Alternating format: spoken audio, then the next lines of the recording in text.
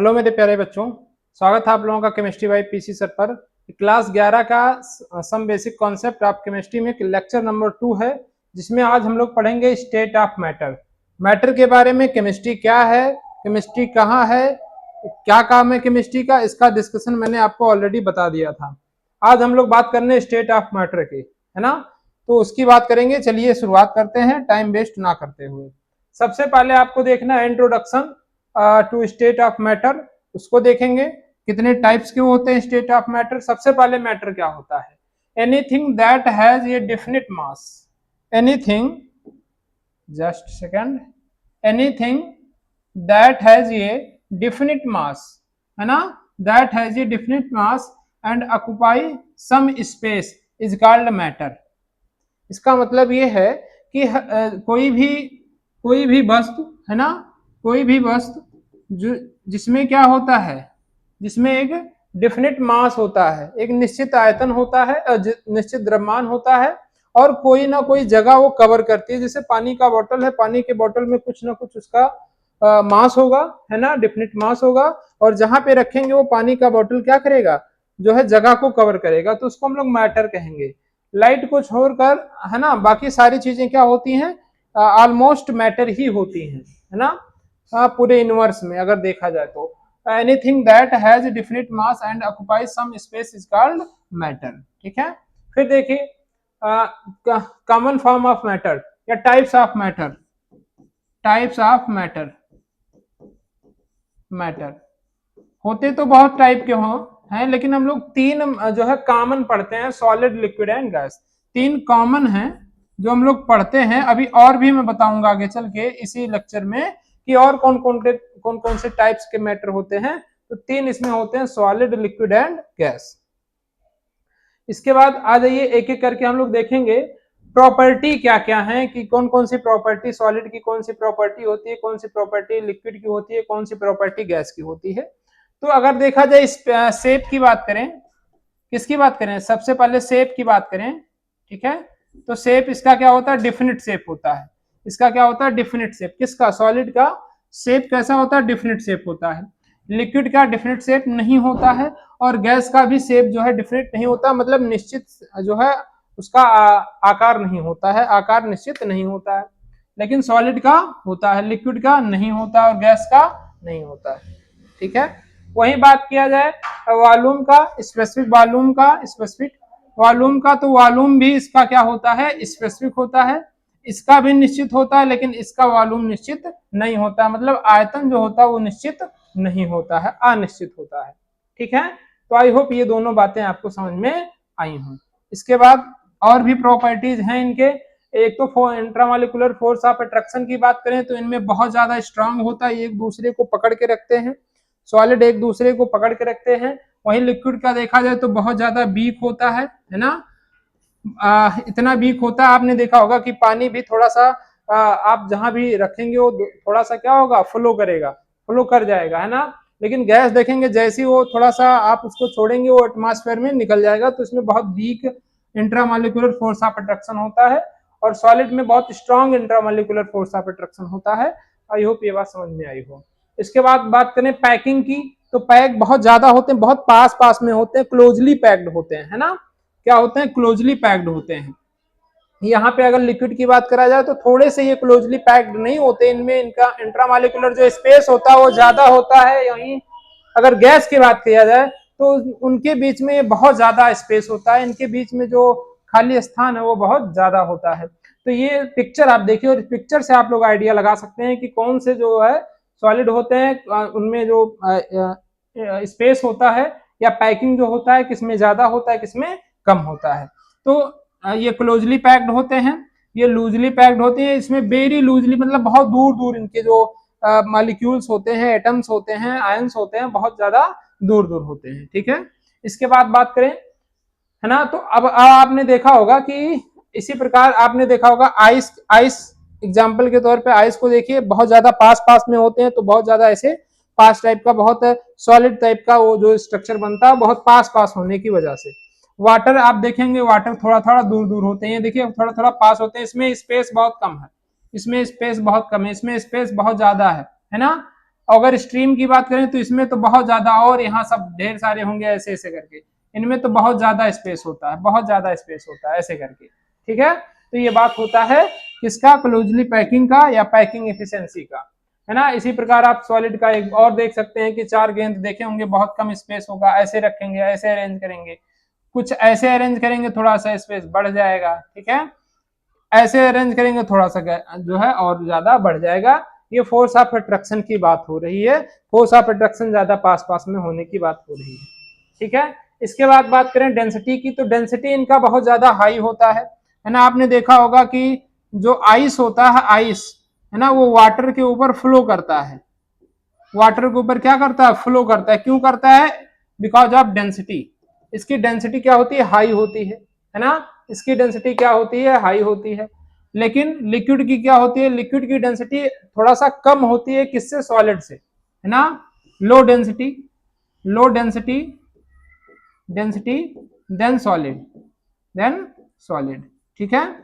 और इसमें क्या होता है, लीस्ट डेंसिटी बहुत कम होती है, ना के बराबर होती है लीस्ट डेंसिटी, लीस्ट डेंसिटी। तो आई होप डेंसिटी घनत्व आपको समझ में आया हो कि घनत्व क्या होता है, सॉलिड में बहुत ज्यादा होता है, लिक्विड में थोड़ा सा कम होता है सॉलिड से, और गैस में बहुत ज्यादा कम होता है, ना के बराबर होता है, ठीक है। इसके बाद बात करते हैं कि आपको 2-3 जो मैंने कहा था कि मैटर के 2-3 फॉर्म और होते हैं, वो आप फॉर्म देख लीजिए कि कौन कौन से ऐसे फॉर्म है जो मैटर के और होते हैं। एक तो प्लाज्मा स्टेट होता है, एक क्या होता है, प्लाज्मा स्टेट होता है, एक बोस-आइंस्टीन, है ना, कंडेंसेट स्टेट होता है, एक फर्मियोनिक कंडेंसेट स्टेट होता है, एक क्वार्क कंडेंसेट स्टेट होता है, एक कोलाइडल स्टेट होता है। तो ये कुछ स्टेट हैं जो मैटर के अदर स्टेट हैं जो पाए जाते हैं। 3 तो कॉमन थे, और ये भी क्या होते हैं, एग्जिस्ट करते हैं, लेकिन एट ये वेरी हाई टेम्परेचर, है ना, हाई टेम्परेचर पर ये एग्जिस्ट करते हैं। लेकिन ये except colloidal state, colloidal state जो है एग्जिस्ट करता है, लेकिन बाकी जो 4 की बात कर रहे हैं, जिसमें प्लाज्मा है, बोस-आइंस्टीन है, फर्मियोनिक है, क्वार्क है, ये सब जो स्टेट हैं, आप किसमें, इसमें में से कौन कौन सा जानते थे, एक बार कमेंट करके जरूर बताइएगा कि इसमें आपको किसका किसका आइडिया था, कौन कौन से स्टेट के बारे में आप जानते थे, कमेंट करके जरूर बताइएगा। ये कुछ स्टेट हैं जो और ज्यादा मैटर के स्टेट पाए जाते हैं, जो एग्जिस्ट करते हैं, लेकिन हाई टेम्परेचर पे या अलग अलग कंडीशन पे एग्जिस्ट करते हैं, कुछ अलग अलग कंडीशन पे एग्जिस्ट करते हैं। हालांकि इनके बारे में हमें बहुत ज्यादा डिटेल में नहीं पढ़ना, कोलाइडल स्टेट के बारे में पढ़ना, वो आगे चल के हम पढ़ाएंगे, ठीक है। इसके बाद क्वेश्चन देख लीजिए, क्वेश्चन में साथ क्वेश्चन भी करवाऊंगा, साथ ही साथ क्वेश्चन भी करवाऊंगा। सॉलिड डैट डैट डैश क्या होता है, fixed shape, yes sir, fixed volume, yes sir, both, yes sir, है ना, दोनों होता है। सॉलिड में क्या होता है, सॉलिड में क्या होता है, डिफिनिट शेप, डिफिनिट वॉल्यूम, आपको याद हो तो, है ना, फिक्स्ड शेप, उसका जो आकार होता है निश्चित नहीं होता है क्या, फिक्स्ड शेप और फिक्स्ड वॉल्यूम, मतलब दोनों क्या है, सेम ही है, दोनों है, तो इसलिए बोथ ऑप्शन इसका सही हो जाएगा, बोथ ऑप्शन इसका क्या हो जाएगा, सही हो जाएगा। इसके बाद देखिए बहुत इंपॉर्टेंट क्वेश्चन कह रहा है, the intramolecular force of attraction among the gas molecule is dash dash dash, है ना, पूछ रहा है कि intramolecular force of attraction, intramolecular अंतरा आणविक आकर्षण बल जो होता है अमंग द गैस मॉलिक्यूल, गैसों के बीच में, डैश डैश ज्यादा होता है, कम होता है, स्ट्रांग होता है ना, प्रबल होता है, प्रबल होता है, दुर्बल होता है, दुर्बल होता है ना, वेरी दुर्बल, बहुत ज्यादा, मतलब वेरी वीक होता है, बहुत ज्यादा कमजोर होता है, नन ऑफ दिस। तो इसमें क्या होगा, very weak. Intramolecular force of attraction क्या होता है, वेरी वीक होता है। मैं जानता हूं ये सब सवाल आपको आते होंगे, लेकिन बेसिक स्ट्रांग करना बहुत ज्यादा जरूरी है। धीरे धीरे करके हम लोग स्ट्रांग पे भी चलेंगे, आप जब क्लास करोगे ना रेगुलर, तो आपको पता चल जाएगा कि क्या क्या चीजें हैं, क्या क्या चीजें नहीं है। अब condition of state of matter की बात करते हैं, कौन कौन से कंडीशन है ना, जो मैटर को इफेक्ट करते हैं, क्या क्या चीजें हैं। तो बहुत इंपॉर्टेंट चीज मैं बता रहा हूं कि state of matter depend upon following 2 condition, 2 he condition ऐसे हैं जिस पर आपका स्टेट ऑफ मैटर डिपेंड करता है। कौन कौन से, नंबर 1 टेम्परेचर और नंबर 2 प्रेशर, 2 ही कंडीशन ऐसा है जिस पर स्टेट ऑफ मैटर डिपेंड करता है। कौन कौन से, टेम्परेचर पर और प्रेशर पर। क्या आपको ये पता था कि नहीं पता था? एक बार क्लास कैसा लगता है कमेंट में जरूर बताएं। एक तो हो गया टेम्परेचर, एक हो गया प्रेशर। अब टेम्परेचर का क्या इफेक्ट है जरा देखिए। जब आप टेम्परेचर आइस को देते हैं, हीट देते हैं, तो वो कन्वर्ट हो जाता है वाटर में।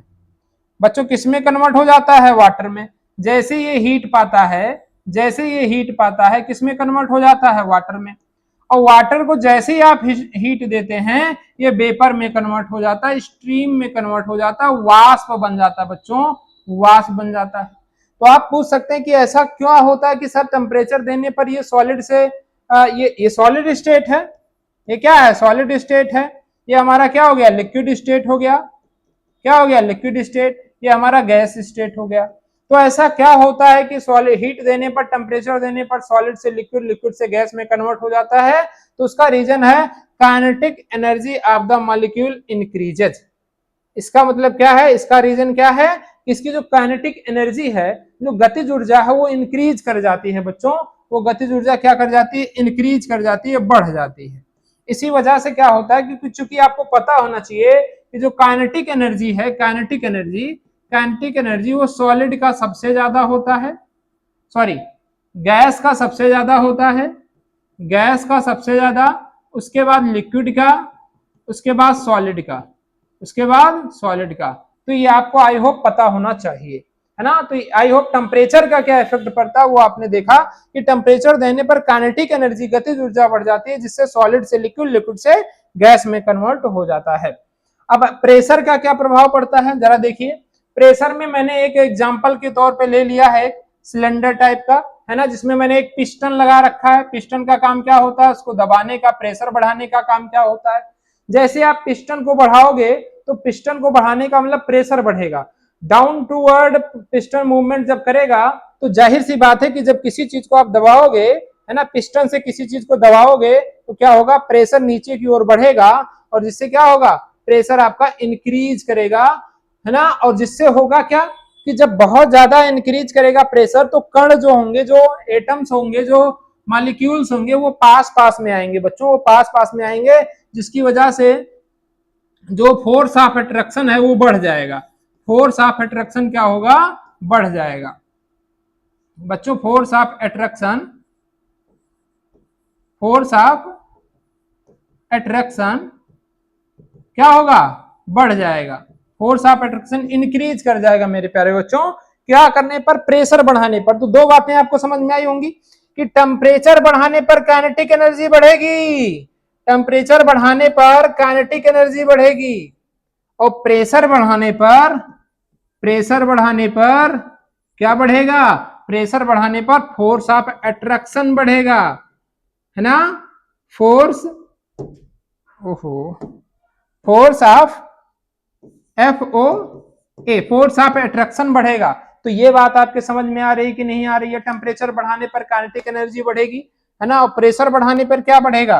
प्रेशर बढ़ाने पर फोर्स ऑफ अट्रैक्शन बढ़ेगा। आई होप ये बात आपको समझ में आई हो। अब ट्रांसफॉर्मेशन देख लेते हैं कि कुछ ट्रांसफॉर्मेशन है कि सॉलिड को अगर लिक्विड को अगर गैस में कन्वर्ट करना है, लिक्विड को अगर गैस में कन्वर्ट करना है, जिसको हम लोग क्या कहते हैं? जिसको हम लोग वेपराइजेशन कहते हैं, है ना, जिसको हम लोग वेपराइजेशन कहते हैं बच्चों, जिसको हम लोग वाष्पीकरण कहते हैं। क्या कहते हैं? वाष्पीकरण कहते हैं। तो इसके लिए क्या कंडीशन होना चाहिए? इसके लिए दो कंडीशन आपके लिए सबसे ज्यादा इंपॉर्टेंट है। सबसे पहले टेम्परेचर हाई होना चाहिए, टेम्परेचर आपका बढ़ाना पड़ेगा। जब आपको जो है लिक्विड से गैस में कन्वर्ट करना है, कोई भी चीज लिक्विड है उसको गैस में, पानी को आप वाष्प बनाना चाहते हैं, तो ऐसे में आपको टेम्परेचर बढ़ाना पड़ेगा, लेकिन प्रेशर को कम करना पड़ेगा। जब प्रेशर कम होगा तो अट्रैक्शन जो होगा वो कम हो जाएगा, अट्रैक्शन कम होगा तो मॉलिक्यूल छोड़ के चले जाएंगे, है ना। जब आप इसको ऊपर उठाना पड़ेगा, ये जो पिस्टन लगा हुआ है, इस पिस्टन को आपको ऊपर उठाना पड़ेगा, जिससे ये जो मॉलिक्यूल है और दूर दूर जाएंगे, और दूर दूर जाने की वजह से आपको नीचे से टेम्परेचर भी बढ़ाना पड़ेगा, टेम्परेचर बढ़ाना पड़ेगा। और पिस्टन ऊपर करने का मतलब प्रेशर आपको घटाना पड़ेगा मेरे प्यारे बच्चों। तो आसानी से क्या होगा? अब वेपराइजेशन की प्रक्रिया इजिली जो है कंसीडर हो जाएगी, और जो सॉलिड लिक्विड है वो गैस में कन्वर्ट हो जाएगा। तो ये बात समझ में आई कि लिक्विड को गैस में कन्वर्ट करने के लिए दो बातें होनी चाहिए, टेम्परेचर हाई होना चाहिए, प्रेशर लो होना चाहिए। इसके बाद देखिए, अगर गैस को लिक्विड में कन्वर्ट करना है, अगर बच्चों गैस को लिक्विड में कन्वर्ट करना है, गैस को कन्वर्ट करना है किसमें, लिक्विड में, जिसको हम लोग क्या बोलते हैं, जिसको हम लोग बोलते हैं कंडेंसेशन।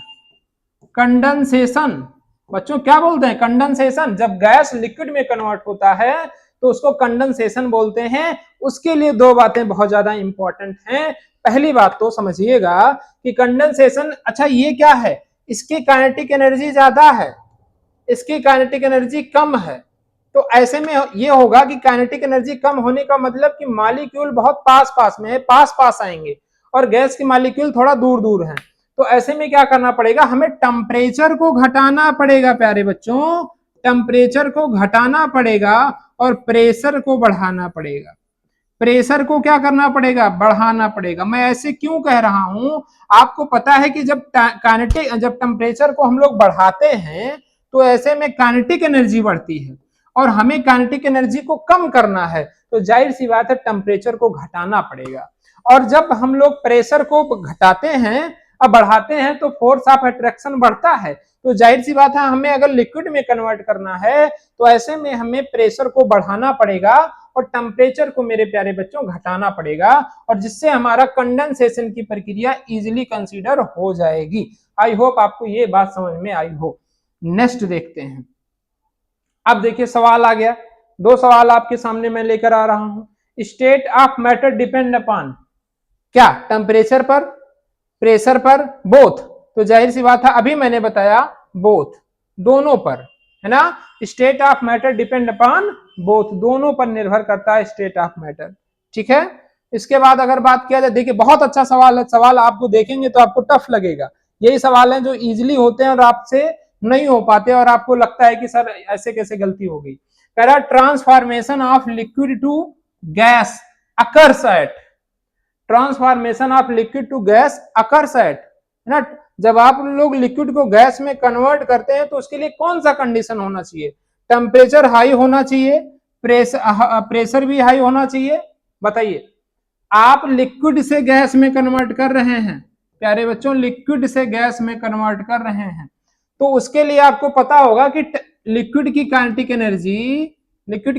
एनर्जी कम होती है गैस की काइनेटिक एनर्जी से। तो काइनेटिक एनर्जी आपको बढ़ाना है तो टेम्परेचर आपको इंक्रीज करना पड़ेगा, टेम्परेचर आपको इंक्रीज करना पड़ेगा। तो जाहिर सी बात है, प्रेशर आपको क्या करना पड़ेगा, डिक्रीज करना पड़ेगा। इसका मतलब हाई टेम्परेचर और लो प्रेशर, हाई टेम्परेचर और प्यारे बच्चों लो टेम्परेचर पर ये चीज हो जाएगी इजिली, जो है लिक्विड जो है गैस में कन्वर्ट हो जाएगा, गैस में कन्वर्ट हो जाएगा। नेक्स्ट सवाल देख लेते हैं। बस खत्म है आज का क्लास, बस यहीं तक। एक बार अपना ओपिनियन जरूर दीजिएगा कि आपको क्लास कैसा लग रहा है, मेरे द्वारा जो किया जा रहा है कि आपको सही लग रहा है नहीं लग रहा है। हम इसी प्रकार लेक्चर 3, लेक्चर 4, लेक्चर 5 इसी प्रकार आपको प्रोवाइड करेंगे। पूरा का पूरा चैप्टर पढ़ाने का मेरा प्लान है ना, धीरे धीरे करके सारे चैप्टर।